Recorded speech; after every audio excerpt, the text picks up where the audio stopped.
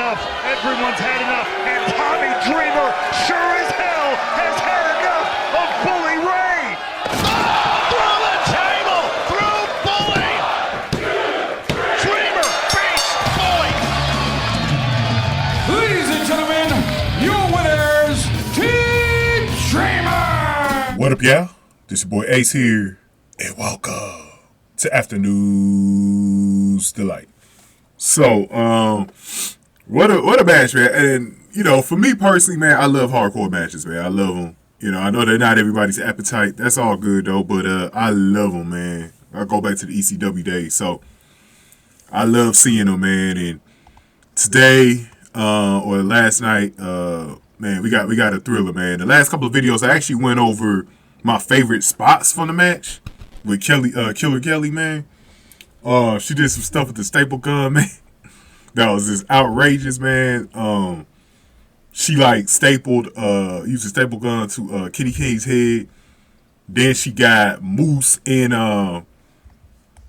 Brian Myers in their crotch area, man. She got Moose real good. I think she got him dead in the nuts. And you know, because like Brian Myers, you know, like, this is the thing, man. I don't know if they had like a cup down there, man, but like Brian Myers had on tights, actually, I think he had more like, if I'm not mistaken, bro, Brian Myers, I think he actually had on some jeans, bro. Yeah, I think Brian Myers had on some jeans, bro. Because a lot of the wrestlers, they came out in street clothes, where Moose came out more of his ring gear because he had on his trunks. So I think his shit might have really got, like, Killer Kelly might have really got him pretty bad. But she just went right under and got this dude, bro.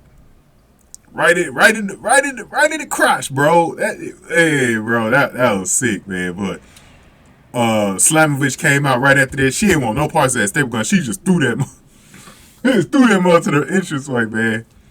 Masha was like, I ain't having no business with this tonight.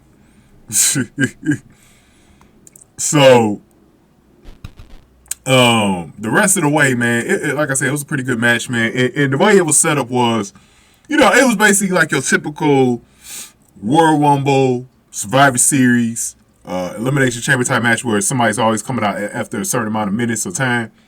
So in this situation, it was like every 90 seconds, a new person will come out from each team, one by one. And so, by the time the ladies got in the match, they did some pretty good spots in there, man. Because like I was saying in my prediction, I think it was definitely going to come down to them. You know, that they were going to make a huge difference in this match.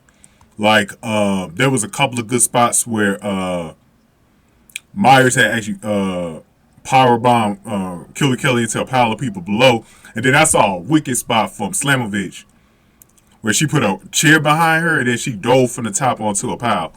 I'm trying to remember if I've ever seen that on a TV match before, like anything like in one of the main three companies. I don't know if I've ever seen that spot before. I might have seen it. I don't know. I can't remember it. But if it has, it ain't been done in a long time. But so the last entrance of the match was Bully Ray and Tommy Dreamer. And you know it's going to come down to these two right here. At this point, it looked like Tommy Dreamer's team was more in control. Because by the time Bully Ray came out, it was like a 1 against 4. Was it about a 1 against? Nah, because I think Tommy Dreamer wasn't out yet. So I think it was like a 1 against 4 that was set up. But the Good Hands came out.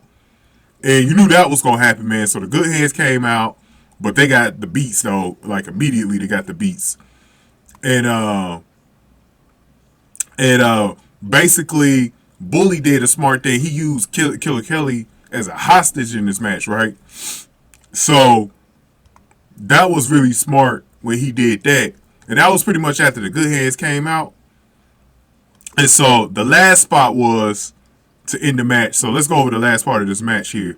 So it was some referees that was supposed to hold the ladder for Bully, right? And they didn't want to do it because everybody's sick and tired of Bully Ray, right? Even the referees.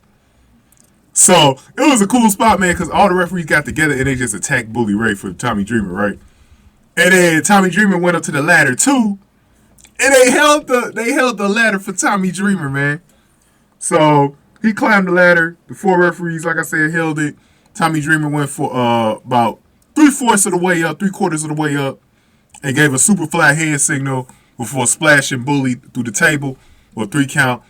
1, 2, 3. Tommy Dreamer and his team won. This match went on a little over 25 minutes. The crazy thing about it is, if you watch this match live, it didn't feel that long. Like, I mean, when I saw that it was 25 minutes, I was like very shocked to see that. Because I was like, bro, there's no way this match was only, this match was 25 minutes. It felt like it was about, I say, good 12, 13, 14 minutes. It was going by kind of fast, man, but good win for Team Dreamer. But I have to talk about something because I told one of my guys in my comment section, man, I told him I got him, man, because I was probably going to discuss this anyways after seeing this picture, right? That Impact put on a timeline, right? So shout out to Rick Joe who wanted me to talk about this. Rick Joe, if you watch this video, salute to you, bro, making this recommendation. But I saw a picture on AEW's, I did it again, man, on Impact's Twitter account. And they basically posted like 2 different pictures. They posted one, the original one in color. Then they did one in black and white. And it was the picture of, I don't know how many of y'all saw Impact this past Thursday, but there was a cool vignette spot where Bully Ray was with all the people that was in the match, including the Good Hands. They was like on the stairs, right? Like in a hall or whatever. And it was really cool looking. Like, it looked like that could be an actual faction, man. Like they should stick with this after Rebellion. Like, I like seeing Masha with the wild curly hair and everything like that. And I like seeing how they was standing, man. It looked like a little gang, man. It looked like it could be a new version of Aces and Eights. And somebody was calling it that. What's this? The reboot version of Aces and Eights? And I was like, yeah, man, this is like the reboot version of Aces and Eights or something like that. But I liked it though, man. It looked really cool. And it made me think, like, should this be a faction? Like, should Bully Ray get a faction again, right? Like a big faction. You know, like at least about 5, 6, 7 people in it. It don't even got to be Aces and Eights. It don't even got to be Aces. It could just be a regular group of bullies. You know what I'm saying? That way he got a little bit more help than the Good Hands. Because I've noticed that the Good Hands, especially the pay-per-views, like the last couple of pay-per-views, ain't been able to really help Bully Ray out like that. So they need more people. He need a bigger army. And I'd like to see him keep, Masha in there, you know what I'm saying? Kenny King. That'd be pretty cool if he keep Kenny King in there. Brian Myers. Moose. Moose, that's the only member I don't know, because like Moose, he always kind of in the title picture, so I don't know how long they'll be able to keep him up in there, but man, it'd just be cool, man. If they could just make that, a new little faction for Bully, man. So that's something I like to see, man. I like to see that, no doubt, man. But let me know your thoughts about it, man. First, before I end the video, let me go over the poll results. I think this was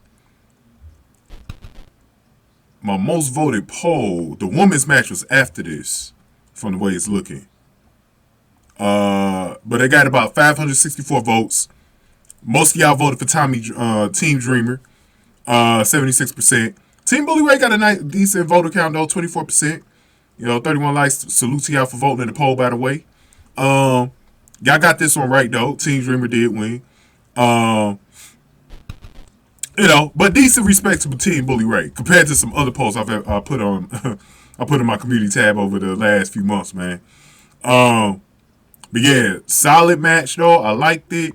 Let's see where they go with this. Let's see if they keep some of these people in the faction with Bully Ray. Let's see what happens. I want to see what happening with Killer Kelly and Masha Slamovich next too. Hopefully they be in a match at the next pay-per-view or whatever. So we'll see what happens, man. But go on ahead and get this video a like, man. Hit the like button for me. Share the video. Subscribe to the channel. Thank y'all for watching. After News to Light.